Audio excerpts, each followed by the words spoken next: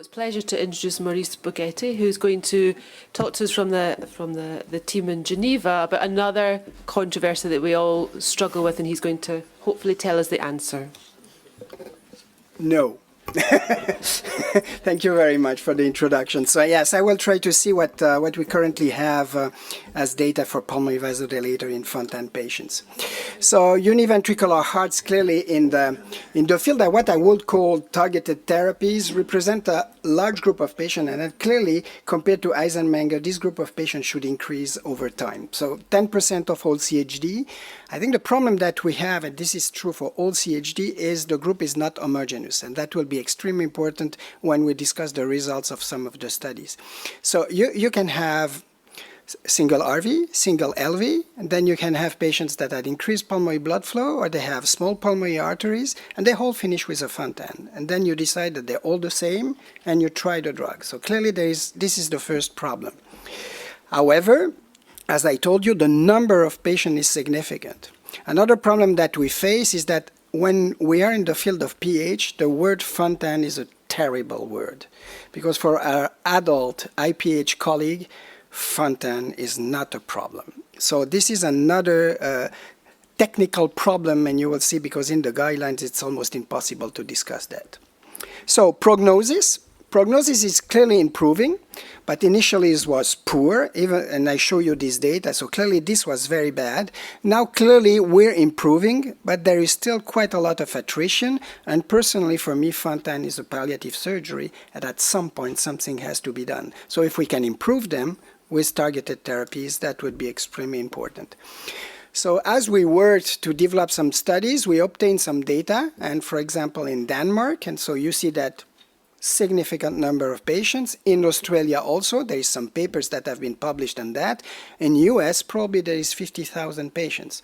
So if we discuss a rare disease like pulmonary hypertension, what we want to treat with targeted therapies, it seems that the number of patients with Fontan would be much higher than this population. So Mark Gevelig is really the leader for this kind of diagram, but I think it's extremely important to see what is the physiology of Fontan before discussing therapies. So that's the biventricular circulation, DLV as an ejection, you have high pressure in the aorta, then it decreases, it goes in, you have a low right atrial pressure, which is extremely important. There is a PA pressure that should be in the range of 12 to 15 of mean.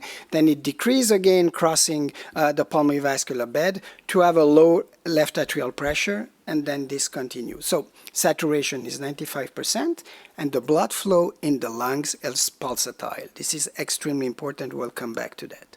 When you have a Fontan, this is different. First, the cardiac output is not the same, and then you have clearly a high central venous pressure. That's how the Fontan works, and there is no pulsatility in the lungs.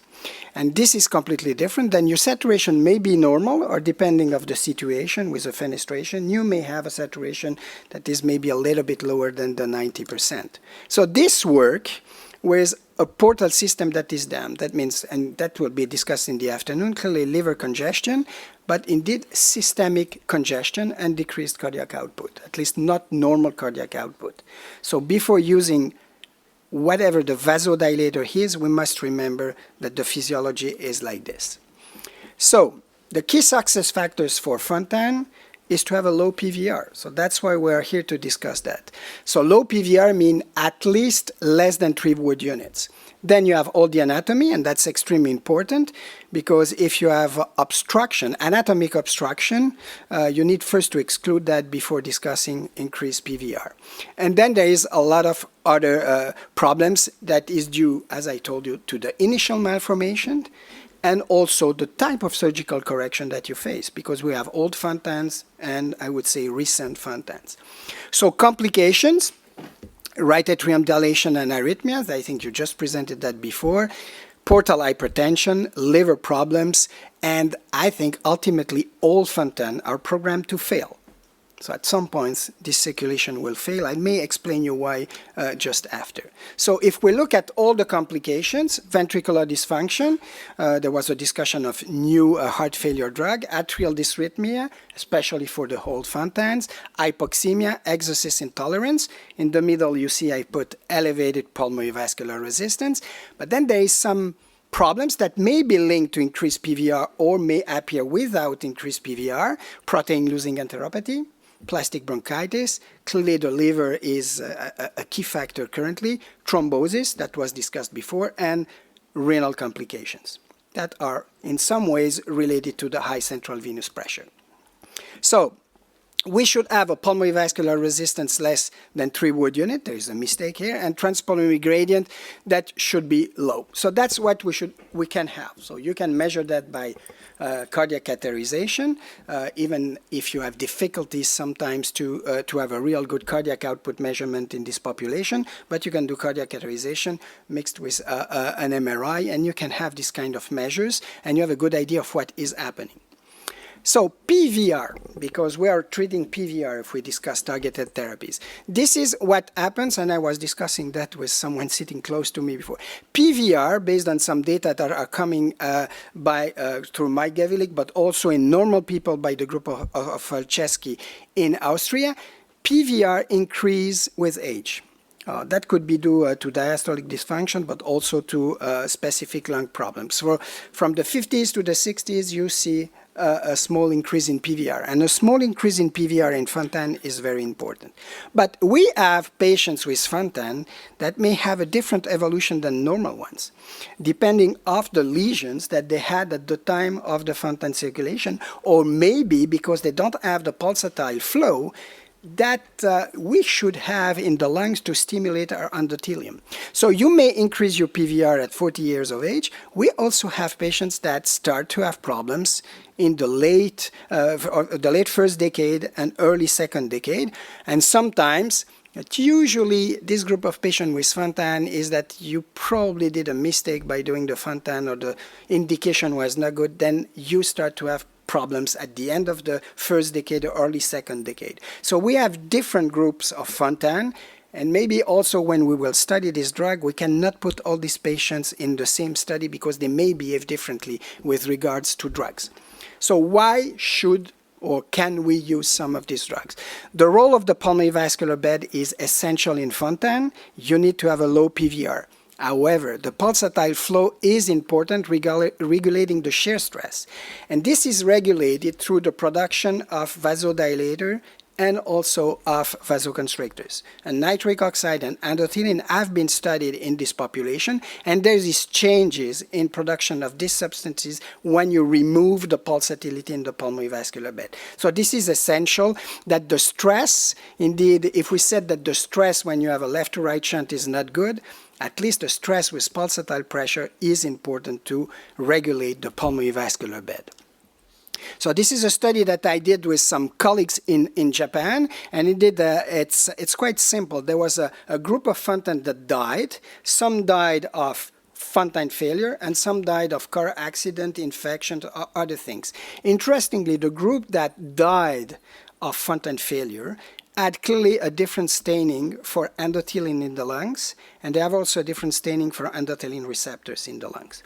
So this is not, as you see on this picture, the picture of plexiform lesions, but it's the picture of mild medial hypertrophy that would explain a potential increase in PVR, like you see sometimes when you do a biopsy very early in the development of the left to right shunt. So we're comparing things that are comparable, at least CHD with shunts, and probably also other forms of pulmonary hypertension. There's also very nice data coming from Marilyn Levy in Paris, and you see on the left panel that the picture that you see in some failing fontan, or at least patients that did not have a fontan because it was thought that it will fail, they are very, very similar to other biopsies that you see in other forms of pulmonary hypertension. So something in some patients appears in the pulmonary circulation with this physiology. So these are the drugs that are available. So you know this diagram. So as I told you, we have problem with nitric oxide production and we have problem with endothelin production. So clearly there is a rationale to use drugs in the nitric oxide pathway as well as drugs on the endothelin pathway. And you know these drugs, and we will see what the kind of data we currently have. So sildenafil. So sildenafil improved ventilatory efficiency, and it seems that it improved a little bit oxygen consumption. The study was not positive, but you will see. I will do a summary of that. Very few patients, unhomogeneous group of patients. Bosentan by the group in the Netherlands, same thing. Some patients responded, some not, and finally the study was not positive. TEMPO study is the first randomized controlled trial. It was done by Lars Søndergaard in Denmark. And indeed, the primary endpoint was peak VO2, which I think is good because peak VO2 is correlated to survival in the Fontan. And there is some other secondary endpoints. 75 patients, quite significant group of patients. However, they were not so poor Fontans because, as you see, the peak VO2 was 28, which I think is still quite good maybe to see an effect of the drug, but that's something we can discuss after. So clearly, randomized control, bosentan placebo, so standard dose of bosentan in this group, 32 and 37, and there is an effect. It's not a large effect, but it's a significant effect. Maybe it's not large again because we start with quite a good VO2 max, but at least this study is the first one that showed that there is really something in a randomized controlled trial, and also with the CPET duration, not only the peak VO2 was significant. Functional class, small change, maybe not enough patients to see a real good significance, but it was not bad. So this is, I don't ask you to read everything, but these are the studies using bosentan, sildenafil, or prostacyclins in this group of patients. Most of them are open label. I think the most important thing is the last column. The number of patients for this kind of study is extremely small, especially if you look then at the patients and you see that most of the patients are not comparable. Different form of Fontans, different ages, very few hemodynamic data. That may explain why most of the study are not conclusive so far to say yes or no, there is a real effect with targeted therapies. So short-term studies, and mainly based on morbidity, absolutely no mortality data. And I will show you something after. So what do we have currently that may help us in the next few years to decide if yes or no we should use these drugs? There is a remodeling study. So you know this is a prostacyclin that can be administered subcutaneously, orally or by inhalation, but this is the subcu to see if remodeling has an effect. There is a study with ambrisentan, but this study, I don't know if it's still running. Some of the studies with ambrisentan have been stopped. There is a tadalafil study, but most important, there is a study called Rubato, which is indeed macitentan in Fontan. This study is powered to see something happening because there should be several hundred patients in this study, and that will be a real RCT. So hopefully we will have something that resembles to bosentan and Maestro, and I think it's important in our fields to have this kind of randomized controlled trial. So my take-home message are the following. Good, at the right time. Heterogeneous population. We need, there is increasing number of patients, so clearly there is a need because Fontan is plain to fail. But even if pulmonary vascular bed is essential, the role of new therapies need to be defined and studied. We have short-term studies, and so you see on the right panel, ventricular dysfunction, we have no data. Atrial dysrhythmia, we have no data with these drugs. Hypoxemia, some data, but not too many, and it seems that there is an individual response. So far, we have exercise intolerance data. PVR, very few hemodynamic data. PLE, case reports. Plastic bronchitis, case reports. Hepatic complications, no data. Thrombosis, no data. And mortality, no data. So we should work on it, and I hope that these 2 or 3 randomized controlled trials will give us some information in the next 2 years. Thank you very much.